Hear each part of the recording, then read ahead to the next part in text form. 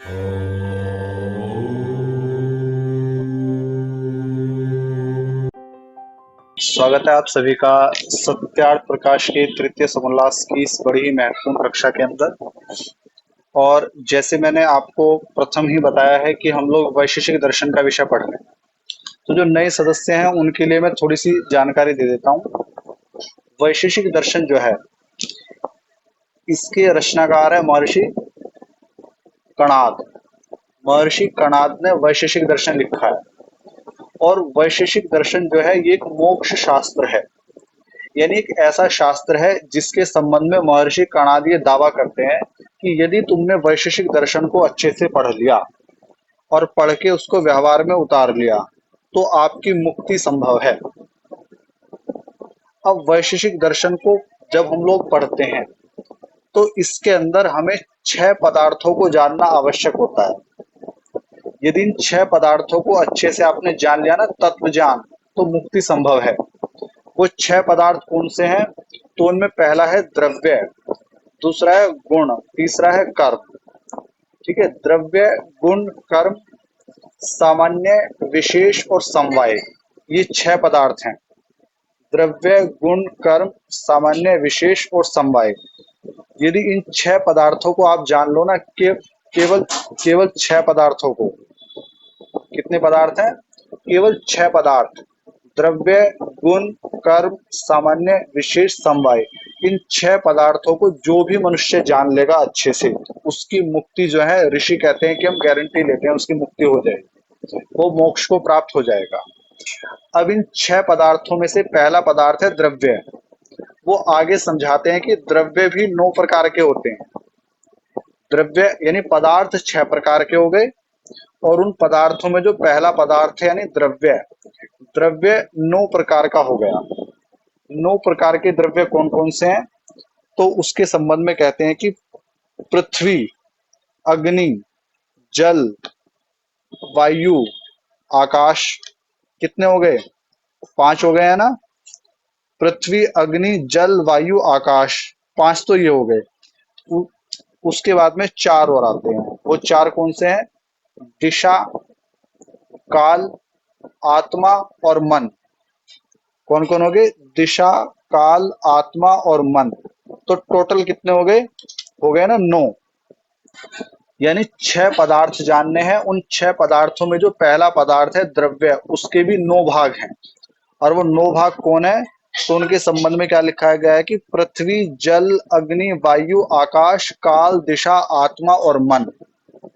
ठीक, ये चीजें हैं, इसको जान लो, मुक्ति हो जाएगी।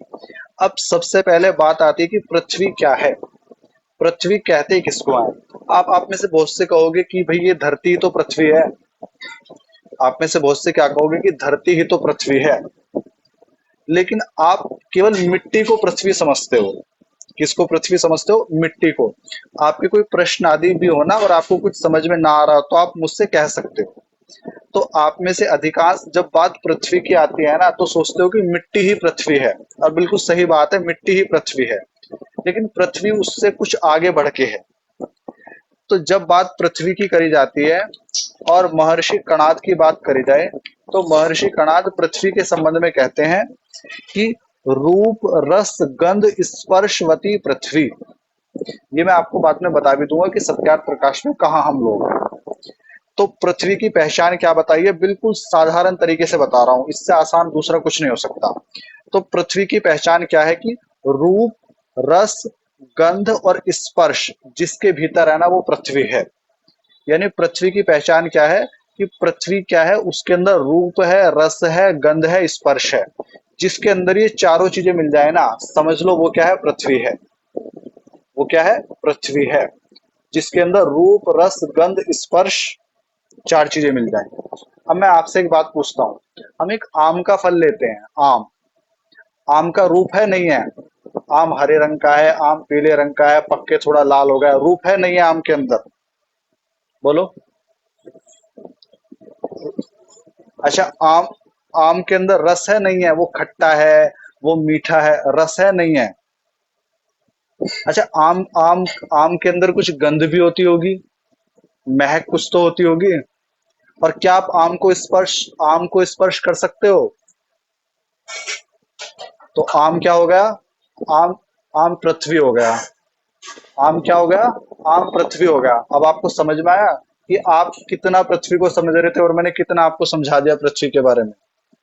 एक्चुअल में जब महर्षि कणाद पृथ्वी की बात करते हैं ना, तो वो धरती की बात नहीं करते, वो अर्थ की बात नहीं करते, वो उन सूक्ष्म जो कण हैं उनकी बात करते हैं, जिससे चीजें मिलके बनी हैं। अणु या परमाणु जिसको आप कहते हो, अणु और परमाणु की बात करते हैं महर्षि कणाद। वो कहते हैं कि पृथ्वी यानी वो कण जिससे संसार की सारी चीजें मिलके बनी हैं। और उस कण की पहचान क्या है कि उसमें चार चीजें होंगी, रूप, रस, गंध और स्पर्श होगा। यदि चलो हम एक और उदाहरण ले लेते हैं, हम बात करते हैं शहद की। शहद के अंदर रूप है, सबने देखा है। शहद के अंदर एक रस भी है, मिठास है शहद के अंदर, है नहीं है? ठीक है। उसके बाद में शहद को आप स्पर्श भी कर सकते हो और शहद के अंदर एक महक भी होती है। तो शहद भी क्या हो गया? पृथ्वी हो गया कणाद के अनुसार। महर्षि कणाद, कणाद की परिभाषा बड़ी विस्तृत है। तो इसीलिए उन्होंने वैशेषिक दर्शन में सूत्र दिया है, वो कहते हैं कि रूप, रस, गंध, स्पर्शवती पृथ्वी। यानी जिसमें रूप, रस, गंध और स्पर्श है वह पृथ्वी कहलाती है। अब जहां जहां आपको ये चारों चीजें मिल जाए ना, समझ जाना वो सारी चीजें क्या है? पृथ्वी है। वो सारी चीजें क्या है? पृथ्वी है। यानी उनके अंदर पृथ्वी तत्व मौजूद है। उनके अंदर पृथ्वी तत्व क्या है? उपस्थित है। जैसे हम लोग कहते हैं कि हमारा शरीर पंच महाभूतों से मिलकर बना है, जिसमें एक पृथ्वी है। तो क्या है? पृथ्वी का अर्थ मिट्टी लोगे? क्या जो आपको मिट्टी दिखाई देती है वैसा हमारा शरीर दिखता है किसी को? क्या आम आम कोई मिट्टी की तरह दिखता है? मिट्टी भी पृथ्वी है, लेकिन आम भी पृथ्वी है। मिट्टी भी मिट्टी है, वो भी पृथ्वी है, लेकिन मेरा शरीर भी के अंदर भी क्या है? पृथ्वी तत्व मौजूद है। क्यों? क्योंकि पृथ्वी कहा ही उसको गया है जिसके अंदर चार चीजें हैं, रूप, रस, गंध, स्पर्श। अब आप में से बहुत से कहोगे कि ये किस प्रकार है, तो थोड़ा सा मैं बता देता हूं आपको। यदि हम बात रूप की करें, तो पृथ्वी में कितने रूप हैं? रूप का मतलब क्या होता है? एक प्रकार से रंग। रूप की पहचान, रंगों से तो रूप की पहचान होती है ना भाई। रंग के द्वारा ही तो आप किसी भी चीज को पहचानते हो। अच्छा, किसी चीज के अंदर रंग ही नहीं है तो कैसे पहचानोगे उसको? नहीं पहचान पाओगे उसको। तो रंगों के द्वारा चीजों की पहचान होती है। अब पृथ्वी में जो है 7 प्रकार के रंग होते हैं। वो 7 प्रकार के रंग कौन से? एक तो उसमें आता है शुक्ल, दूसरा आता है नील। शुक्ल का मतलब होता है सफेद। दूसरा क्या है? नील। नील का मतलब क्या हो गया? बोलो। नीला। तीसरा आता है पीत। पीत का मतलब क्या हो गया? पीला। फिर आता है हरित। हरित का मतलब क्या हो गया? और एक आता है रक्त। रक्त का मतलब क्या हो गया? लाल। 5 तो ये रंग हो गए। आप देखो संसार की सारी चीजों में ये रंग दिखाई देंगे। फिर एक रंग आता है कपिश। कुछ शास्त्रों में कपिश की जगह आता है कृष्ण, यानी काला। और कपिश का मतलब होता है भूरा। जो भूरा रंग होता है ना, वो भी काले और सफेद को मिला के ही बना होता है। तो आप काला कहो या भूरा कहो। और एक आता है चित्र। चित्र कैसा रंग होता है इसके बारे में मैं अभी ज्यादा नहीं जानता, मुझे मिल नहीं पाया कुछ। ठीक है। बाकी पृथ्वी के अंदर कितने रंग होते हैं? 7 रंग होते हैं। सफेद, नीला, पीला, हरा, लाल, भूरा और चित्र। अब आप दुनिया की हर चीज को देख लो, उसके अंदर आपको यही सारे रंग दिखाई देंगे। दुनिया की सारी चीजों में क्या है? यही रंग आपको दिखाई देंगे। अब आप में से कुछ लोग कहेंगे कि नहीं आचार्य जी आप गलत कहते हो, क्योंकि हमने तो रंग गुलाबी भी देखा है। गुलाबी को संस्कृत में कहते हैं पाटल वर्ण। कहोगे ना बहुत से कि हमने तो गुलाबी को भी देखा है। बहुत से कहेंगे कि नहीं नहीं हमने तो संतरी भी देखा है, नारंगी, नारंग वर्ण, वो तो इसके अंदर है नहीं। तो देखो होता क्या है, जिन लोगों ने ड्राइंग करी है वो जानते हैं कि रंगों को मिला के भी नया रंग बन जाता है। ठीक है। वो बाकी जो रंग है ना, वो इन्हीं रंगों को मिला के बने हुए हैं। यानी रंगों को जब आपस में मिलाया जाता है ना, तो भी रंगों का निर्माण होता है। लेकिन पृथ्वी के अंदर मूल रूप से कितने रंग है? 7 रंग हैं। शुक्ल, नील, पीत, हरित, रक्त, कपिश, चित्र। और इन ये रंग आपको सारी चीजों में दिखाई देंगे। आम आपको पीला दिखाई देता है, ठीक है। नीम आपको कैसे रंग का दिखाई देता है? अब हरा रंग है इसके अंदर, नहीं है? बोलो। अच्छा, मूली आपको कैसी दिखाई देती है? मूली।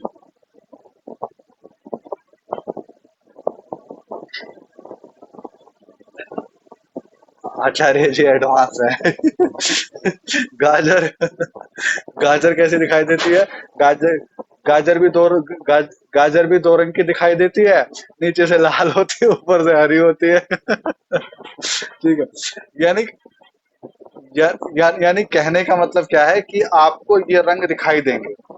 तो कहा है ना कि पृथ्वी के अंदर क्या है? रूप है। रूप अर्थात रंग। अच्छा, दूसरी चीज क्या है? रंग के बाद में क्या आएगा? रूप के बाद में क्या है? रस आता है, रस। तो पृथ्वी के अंदर रस भी है। अब पृथ्वी के अंदर कैसे रस हैं? तो पृथ्वी के अंदर वैसे 6 प्रकार के रस बताए जाते हैं, लेकिन प्राचीन शास्त्रों में 7 प्रकार के बताए गए हैं। एक क्या है? मधुर, अम्ल, लवण, कटु, कषाय, तिक्त और चित्र। अब मधुर रस क्या है? जब आम पक जाता है कैसा लगता है? मीठा लगता है ना? मधुर। अच्छा, आंवले का स्वाद कैसा लगता है आपको? आंवला खट्टा लगता है ना? आंवले का एक स्वाद आम के स्वाद से अलग है, नहीं है आंवले का स्वाद? अच्छा, नमक का स्वाद कैसा लगेगा? नमक कैसा लगेगा? ठीक। और आपको नीम कैसा लगता है? नीम कड़वा लगता है। अच्छा, गिलोय या फिर करेला किस तरीके का लगता है? देखो, इनका एक अलग स्वाद है, उसको कहते हैं कषाय। ये कसैले, एक तो होता है कड़वा, बहुत कड़वा। एक क्या होता है, गिलोय को यदि आप यूज करो तो बहुत कड़वी नहीं रहती, वो बकबकी सी लगेगी। समझ में आया? ठीक है, वो कड़वी नहीं है। संगीता जी, वो कड़वी नहीं है, इसलिए तो महर्षि कणाद कहते हैं कि आपका मोक्ष हो जाएगा। आप चीजों को यूज कर रहे हो लेकिन ध्यान ध्यान नहीं दिया। आप चीजों को यूज कर रहे हो लेकिन ध्यान नहीं दिया आपने। समझ में आया? इसीलिए कहते हैं मोक्ष शास्त्र है। अच्छा, उसके बाद में मिर्ची कैसी लगती है? मिर्ची ना तो मीठी है, ना मिर्ची कड़वी है, ना कषाय है, ना खट्टी है। कैसा स्वाद है? क्या? तिक्त, तिक्त है। ठीक है, क्या तीखी है। तो इसका मतलब क्या हो गया? जिसके अंदर भी रस है ना, समझ लो वो क्या है? वो पृथ्वी है। उनके अंदर पृथ्वी तत्व उपस्थित है। अभी मेरी बात को 100% सत्य मत मान लेना, क्योंकि मैं आगे कुछ चीजें पढ़ाऊंगा तो और भी कुछ चीजें समझाऊंगा। ठीक है? हाँ, इसको 95% मान के चलो। 95% मान के चलो, क्योंकि अभी और भी चीजें आएंगी। ठीक है? तो पृथ्वी की पहचान क्या बताइए? कि रूप रस गंध स्पर्शवती पृथ्वी। तो मैंने रूप भी आपको बता दिया, रस भी आपको बता दिया।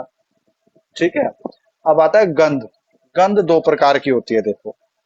एक तो होती है सुरभि, और एक होती है असुरभि। यानी सुगंध और दुर्गंध, दो ही प्रकार की गंध होती है, और तो कोई गंध नहीं होती ना। या तो महक अच्छी होगी, बेशक वो कैसी ही हो, या फिर वो बहुत बेकार होगी। तो उसको 2 भागों में बांट दिया। हालांकि महक भी हर चीज की अलग अलग होती है। ठीक है? हम रास्ते से जाते हैं, कोई कुत्ता मर जाए, उसकी बदबू आती, कितनी बुरी होती है, कितनी बुरी लगती है ना, बहुत अधिक बुरी। तो वो भी क्या है? वो भी एक प्रकार की गंध ही है। वो भी क्या है? गंध है। तो गंध कितने प्रकार की हो गई? 2 प्रकार की हो गई, एक सुरभि और एक असुरभि। 2 प्रकार की गंध हम लोगों को देखने में आती है। तो रस 7 प्रकार के हो गए, और रूप भी 7 प्रकार के हो गए, और गंध कितनी होगी? 2 प्रकार की हो गई। अब तीसरी चीज, चौथी चीज क्या आती है? स्पर्श। अब यदि बात मैं स्पर्श की करूं, तो स्पर्श 3 प्रकार के होते हैं। और वो 3 प्रकार के स्पर्श कौन से हैं? एक तो होता है गर्म, उष्ण। एक होता है ठंडा, शीत। और एक होता है जिसको हम कहते हैं कि ना गर्म ना ठंडा। समझे? एक तो क्या है? गर्म। एक क्या है? ठंडा। और एक क्या है? ना गर्म ना ठंडा। अच्छा, आप लोग कपड़े पहनते हो, कपड़े गर्म होते हैं, ठंडे। और देखो, सर्दियों में तो गर्म कपड़े पहनोगे, जाहिर सी बात है। ठीक है, वो तो गर्म लगेंगे।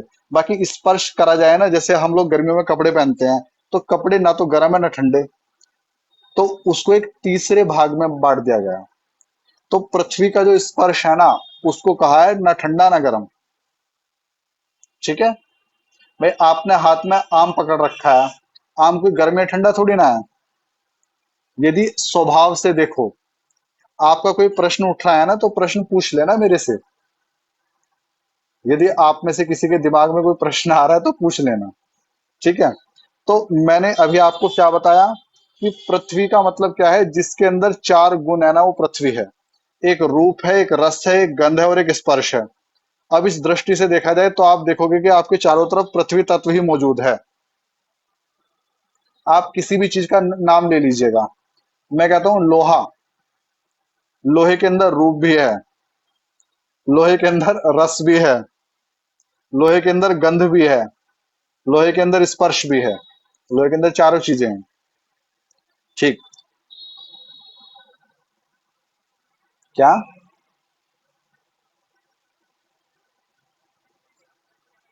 देखो, लोहे के अंदर रस कैसे है। ठीक है, अब यदि हम बात रस रस की करें तो लोहो की भस्म होती है, लोहो भस्म।